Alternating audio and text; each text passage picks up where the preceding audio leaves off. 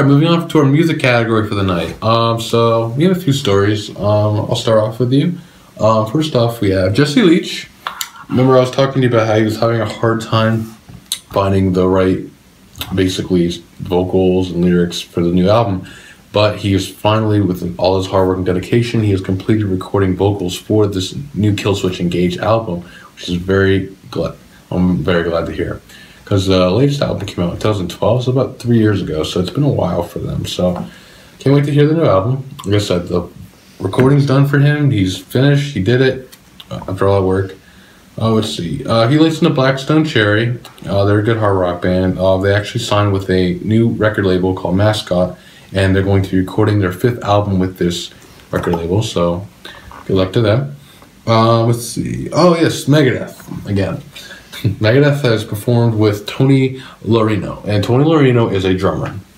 And you're probably wondering, if you've been keeping up with Megadeth, what happened to Chris Adler? Because Chris Adler was their drummer. He was for Lamb of God, but because Lamb of God's on tour, Chris Adler has to split up his time. So he basically is with Lamb of God as for now at the moment, so they had to use Tony Laurino. Now he's basically a substitute drummer. He's very good, but he only plays for for when a band needs him. He played in a lot of death metal bands, honestly. That's really I've listened to him. He's the drummer himself. I've heard him in a few songs. He's pretty good, and they actually performed with him, like I said, for the first time this week. So it was a success. He did good time with a good show. You're doing good, Megadeth. What else we got today? Actually, Metallica. Haven't heard much about them in a while. Actually, we have. We've been going on about how the new album's taking forever. But actually, we have some news on that. Metallica, James Hetfield has been talking about why they have not come out with their album recently because of their time management.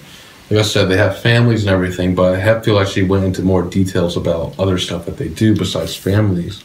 So, James Hetfield himself is a car builder. So on his free time, he actually, he builds cars. So when he's not with his family, he's not doing tours, he's not making music, he's doing cars. So I'll get to a point here. And then Kirk Hammett, he has his own horror collection. He's a very big horror fan. And actually, I went to the Orion Festival, and there's a crypt called Kirk's Crypt, and you can visit it. It has all his collected work in there. So he loves Dracula, Walking Dead, and everything horror. He's a huge horror buff. And then Lars Ulrich, the drummer. He's an art collector, and he's a movie buff as well. So on his free time, he watches movies, collects art. So the point I'm getting at is that James Hetfield was saying is that people have been complaining about why the new album's been taking almost 10 years to make. Well, they have lives. That's what I mean. They have lives. And like I said before, that it was because of their family, but now this clarifies that they also do other stuff besides music. So they're they can't just make music. They have other lives. Car builder, horror, you know what I mean? They're doing their own thing. So you give them the right time, basically, and we will have this new album out for you. What else we got for you today? Iron Maiden again. Adrian Smith actually went on how they actually do. They have a very specific way on how they do songwriting. It's more he says that they do it in a democratic way. Steve Harris is the main songwriter, of course. He's a founder and bass player, very talented.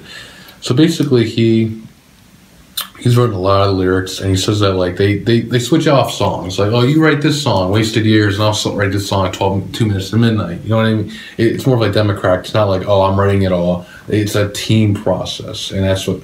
And it's actually, according to Adrian Smith, he's a guitarist. He says that this style is a lot better because they all clarify the ideas they want to get across, and they're able to make a sound that is both unique for the Iron Maiden fans and also new. So that's Book of Souls. That was a whole new thing for them, basically, and they did it in a democratic style. They discussed it, how they're going to do it, who's going to do what song, who's going to write what. So that worked out pretty well for them. So good job, Iron Maiden. It's very interesting like that. Judas Priest. He goes, the guys are old.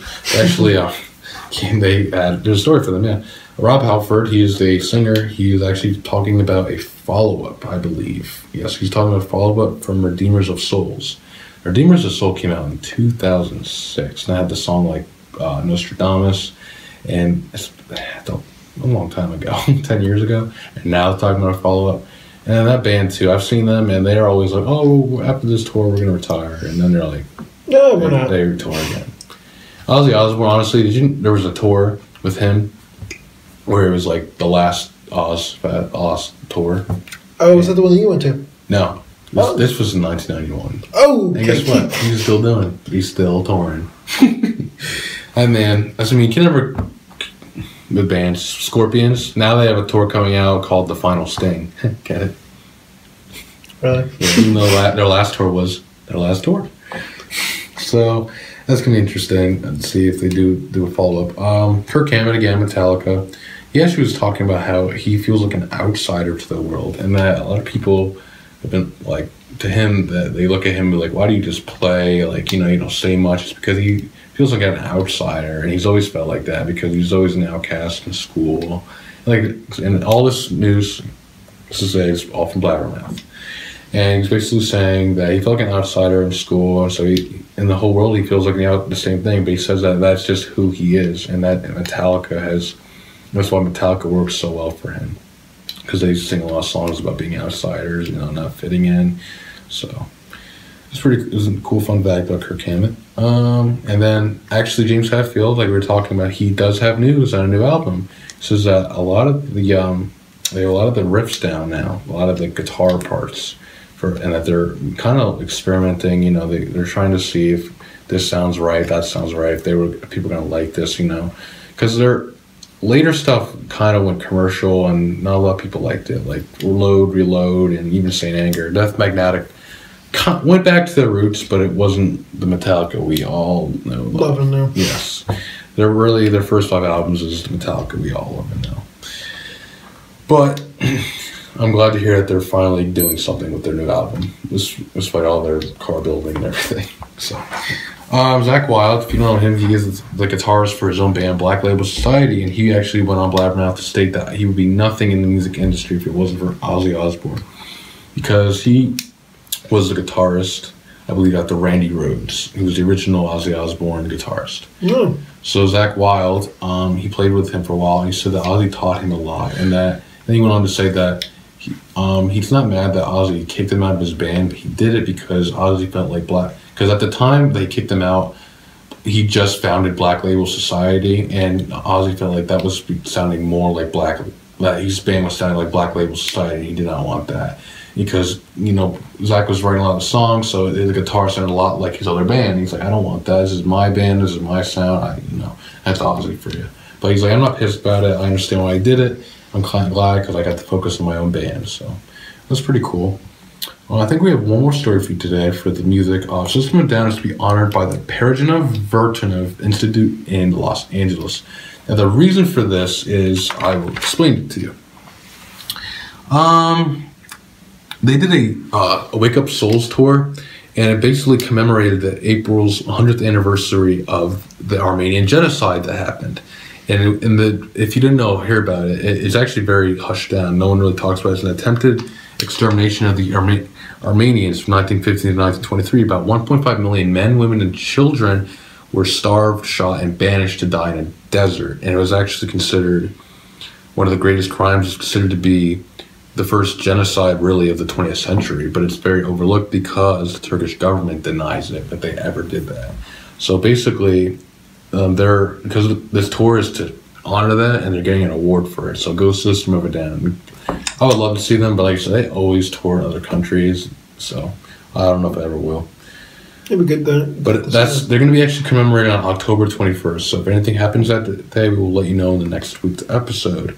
And that's really about it for music. We're going to actually finish this up with some fun facts as well. 2. First off is the 30th anniversary of the Back to the Future series.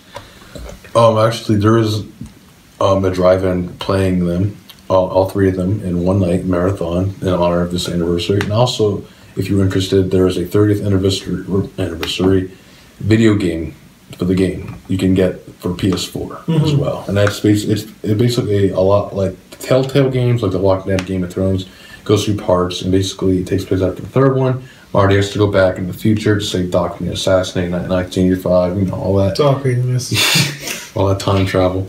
Love that series. One of my favorite series of all time. Probably in one of my top 10s when we get to it.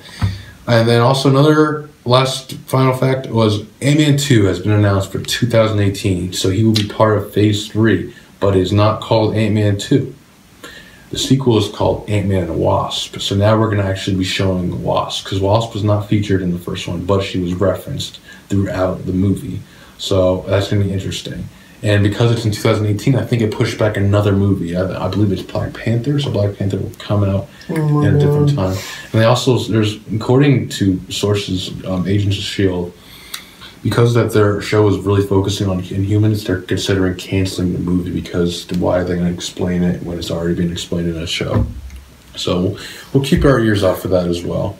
But that's really about it for the evening. We're going to let you go and check us out. Comment, like, and subscribe for this video, and we will be back next week for episode 6. Alright guys, you've now seen the last part of episode 5, which was music. Please do not forget to check out the other 2 videos, which was entertainment and technology. We also do have the video where he plays Uncharted. Don't forget to also like, subscribe, and comment. We'll see you guys next Thursday.